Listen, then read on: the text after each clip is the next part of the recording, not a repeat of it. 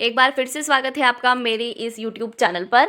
आज की इस नई वीडियो में हम जानने वाले हैं एलर्जिक रिएक्शन के बारे में। एलर्जी क्या होती है, एलर्जिक रिएक्शन क्यों होती है और एलर्जिक रिएक्शन होने पर क्या क्या साइन सिम्टम हमें देखने को मिलते हैं और एलर्जी को ठीक करने के लिए कौन कौन सी दवाइयों का उपयोग किया जाता है, उनके बारे में हम संपूर्ण जानकारी इस वीडियो में देखेंगे।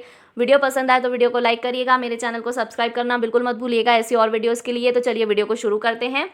सबसे पहले हम बात करेंगे एलर्जी या एलर्जिक रिएक्शन क्या होती है। एलर्जी जो है वह एक रिस्पॉन्स होता है हमारे इम्यून सिस्टम का, यानी कि जो हमारी इम्यून सिस्टम होता है बॉडी का, वह क्या करता है, एक रिस्पॉन्स करता है जब हमारे इम्यून सिस्टम को किसी भी बाहरी जो है माइक्रो ऑर्गेनिजम्स या किसी भी बाहरी एजेंट का क्या लगता है, ऐसा लगता है कि वह हमारी बॉडी के लिए क्या है, हार्मफुल है, तो हमारा इम्यून सिस्टम क्या करता है, रिएक्ट करता है। उसी रिएक्शन को हम बोलते हैं एलर्जी या एलर्जिक रिएक्शन। यह जो एलर्जिक रिएक्शन होती है वह कॉमनली जो लोग हैं उनके लिए वह कॉमन होती है, यूज्ड होती है, यानी कि काफ़ी लोगों को आपने देखा होगा day to day life basis में। कुछ लोगों को कुछ दवाइयों से एलर्जी होती है, कुछ लोगों को कुछ फूड से एलर्जी होती है, कई लोगों को पॉलन ग्रेन से एलर्जी होती है, जो कि कई लोगों के लिए नॉर्मल होता है।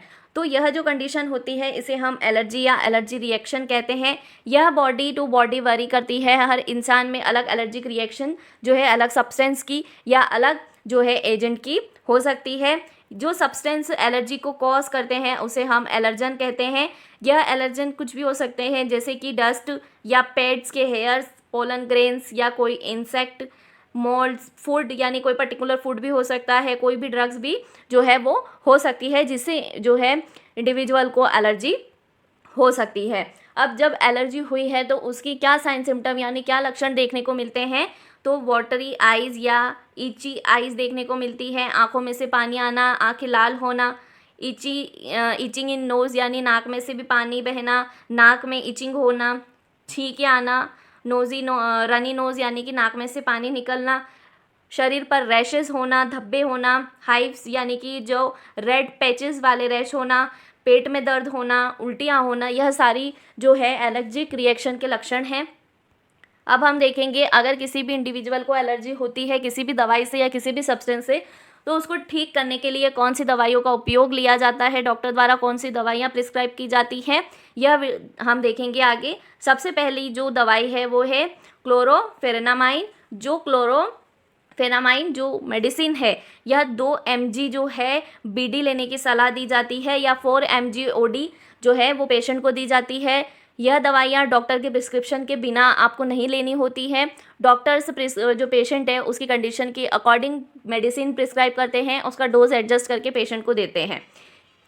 क्लोरोफेरेनामाइन जो है वो ट्रीट करने के लिए यूज़ की जाती है रनी नोज़ को, स्नीजिंग को, ईचिंग को, वाटरी आइज़ को, जो कि किसी भी एलर्जी के कारण या कॉमन कोल्ड या फ्लू के कारण जो है वो पेशेंट में देखी जाती है। इसका जो ब्रांड आपको यहाँ पर दिख रहा है वह है सिपम। जो सिपम है वो 4 mg की टैबलेट मार्केट में इजीली आपको अवेलेबल होती है। नेक्स्ट जो टैबलेट है वह है लोराटीन जो है इसमें आपको केमिकल जो है वो लोराटाडीन जो है वो देखने को मिलेगा, जो कि 10 mg ओडी डॉक्टर द्वारा दिया जाता है कंडीशन के अकॉर्डिंग।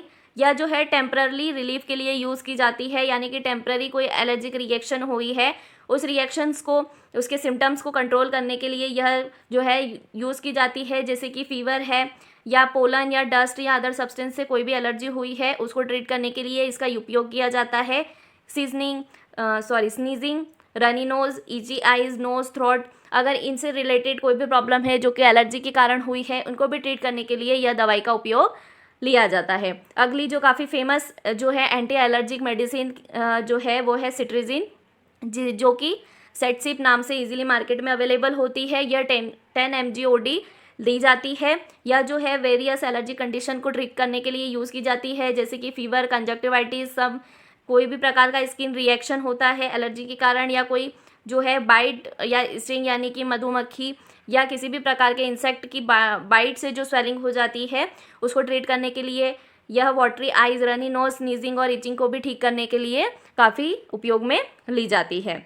अगली जो दवाई है वो है लिवोसिट्राजिन जो है वो 5 mg ओडीजी दी जाती है। यह जो है लिवोसेट नाम से इजीली मार्केट में अवेलेबल होती है। यह भी जो है फीवर, कंजक्टिवाइटिस या स्किन रिएक्शन को ट्रीट करने के लिए, जैसे कि एक्जिमा है, हाइव्स है, या कोई रिएक्शन है जो किसी इंसेक्ट के काटने के कारण हुई है, वाटरी आइज़ है, रनिंग नोज़ है, स्नीजिंग है या इचिंग है, इन सभी एलर्जिक जो सिम्टम्स है इनको ट्रीट करने के लिए ये दवाई उपयोग में ली जाती है। अगली जो दवाई है वो है एलेग्रा। एलेग्रा जो है वो 120 mg जो है मार्केट में अवेलेबल होती है। इसमें जो कंपोजिशन है वो है फेक्सोफेनाडिन हाइड्रोक्लोराइड, इसके अंदर जो है अवेलेबल होता है। यह जो है यह भी ट्रीटमेंट जो है स्नीजिंग, रनिंग नोज़ का या कोई भी एलर्जिक कंडीशन को ट्रीट करने के लिए जो उपयोग में ली जाती है वह दवाई है। इसका भी काफ़ी जो है डॉक्टर द्वारा उपयोग लिया जाता है। अगली जो दवाई है वो है बिलास्टिन। इसका कंपोजिशन है जो कि बिलाजेस्ट के नाम से इजीली मार्केट में आपको अवेलेबल है। यह 20 mg OD जो है यानी कि 20 mg एक दिन में एक बार ली जाती है। यह जो दवाई है वो भी एलर्जिक, कंजक्टिवाइटिस या स्नीजिंग, इचिंग नोज़, नेज़ल अगर सिक्रेशन हो रहे हैं, नेज़ल में कंजेशन हो गया है, रेड स्टीमिंग आइज़ हो रही है या फिर एलर्जिक राइनाइटिस है, इन सभी को ट्रीट करने के लिए जो है बिलास्टिन 20 mg दिन में एक बार दी जाती है। अगली जो हमारी दवाई है वो है मॉन्टेल 10 mg यानी कि मॉन्टेलोकास्ट, जिसके अंदर जो है कंपोजिशन देखने को मिलता है। यह 10 mg OD यानी दिन में एक बार दी जाती है। यह जो दवाई है वो स्नीजिंग, रनिंग नोज़ या एलर्जीज़ को ठीक करने के लिए उपयोग में ली जाती है। ब्रीथिंग डिफ़िकल्टी या वीजिंग, चेस्ट में टाइटनेस होना, कफिंग होना या अस्थमा में भी यह काफ़ी उपयोग में डॉक्टर द्वारा ली जाती है।